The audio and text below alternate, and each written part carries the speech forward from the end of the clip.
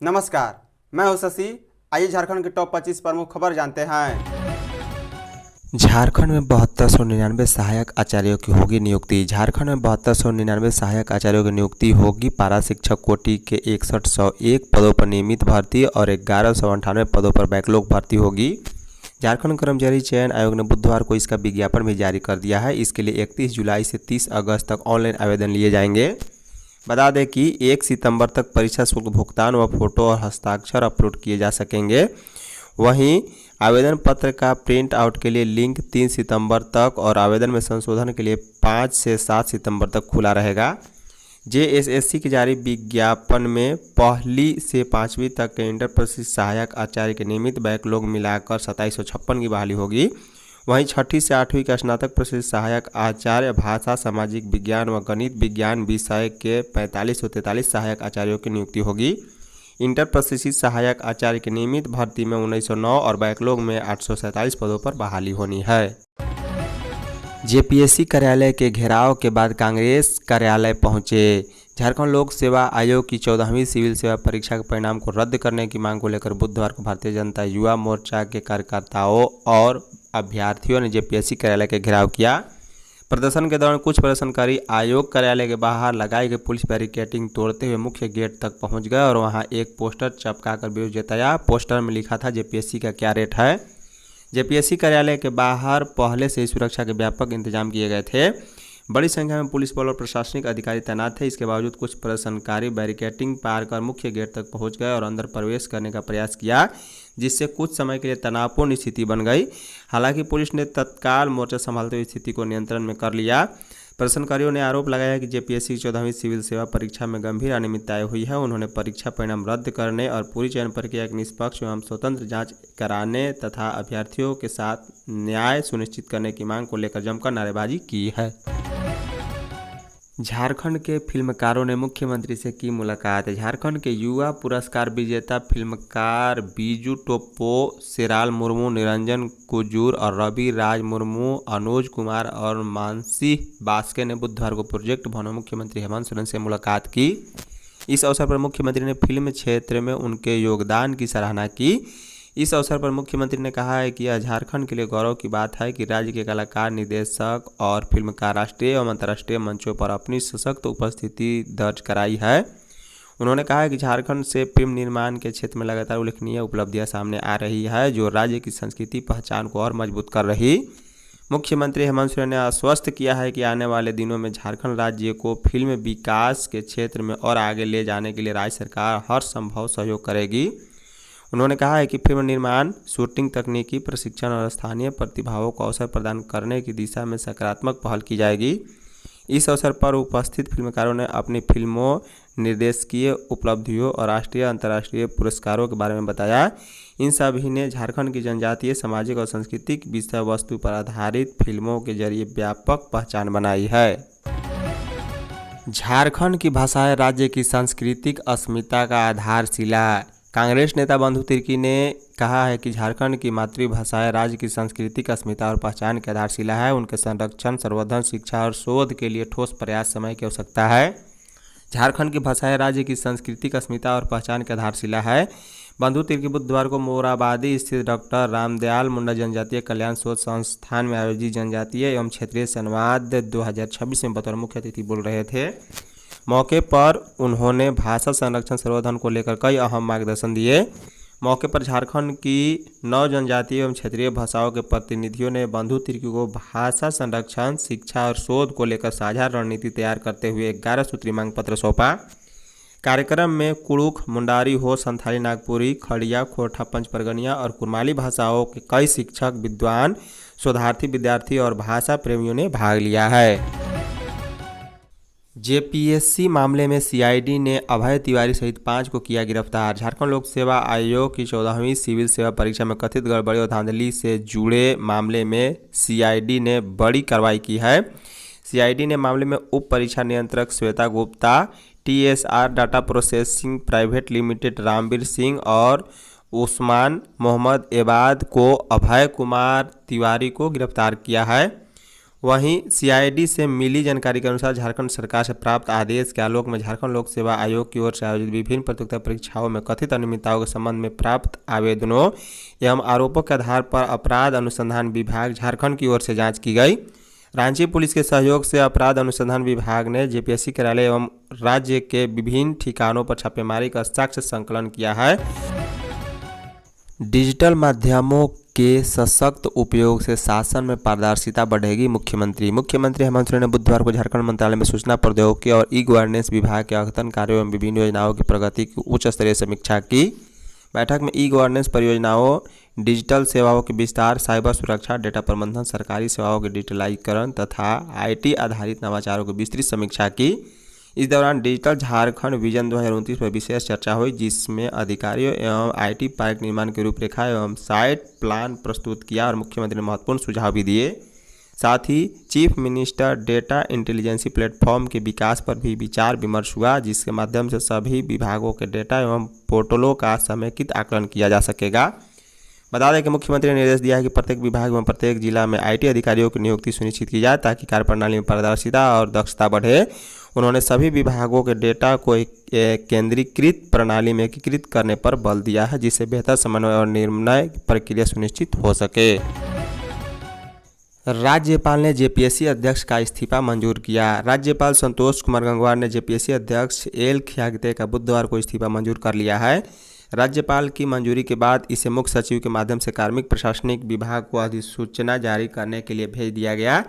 आयोग के निवर्तमान अध्यक्ष ने अपने त्याग पत्र में लिखा है कि आयोग ने उनके कार्यकाल में बहुत बेहतर काम किया है। आयोग के कर्मचारियों ने भी बेहतर काम किया। इसके बावजूद सीआईडी की ओर से आयोग के कार्यालय में छापेमारी की गई। इससे वह मर्माहत हैं। वह आयोग के कामकाज में पारदर्शिता बनाए रखने के लिए त्यागपत्र दे रहे हैं। कांग्रेस ने कहा, नाकामियों को छिपाने का राष्ट्रीय ड्रामा कर रही भाजपा। भारतीय जनता पार्टी की ओर से देश भर में कांग्रेस कार्यालयों के घेराव को प्रदेश कांग्रेस ने भाजपा के विफलताओं, भ्रष्टाचार और जन विरोधी नीतियों से देश का ध्यान भटकाने का सुनियोजित राजनीतिक पंच बताया है। यह बातें कांग्रेस के मीडिया प्रभारी राकेश सिन्हा ने बुधवार को प्रेस विज्ञप्ति जारी कर कही। उन्होंने कहा है कि भाजपा पिछले 12 वर्षों से केंद्र की सत्ता में बैठकर महंगाई, बेरोजगारी, पेपर लीक, किसानों की बदहाली, उद्योगों की बिक्री और लोकतांत्रिक संस्थाओं के दुरुपयोग का रिकॉर्ड बना चुकी है। वही आज कांग्रेस कार्यालयों का घेराव कर अपनी राजनीतिक हताशा का प्रदर्शन कर रही। जनता के सवालों का जवाब देने का साहस भाजपा के पास नहीं बचा है, इसलिए विपक्ष को डराने का असफल प्रयास किया जा रहा। सिन्हा ने कहा कि कांग्रेस के कार्यकर्ताओं ने भाजपा के घेराव कार्यालय का मुकव्वल जवाब दिया। कांग्रेस कार्यालय के समक्ष कांग्रेस के सैकड़ों कार्यकर्ता पानी में भीग कर डटे रहे और छात्रों की हत्यारी सरकार शर्म करो और धर्मेंद्र प्रधान इस्तीफा दो के नारे लगाए हैं। देवघर जिला एथलेटिक्स चैंपियनशिप 6 और 7 अगस्त को।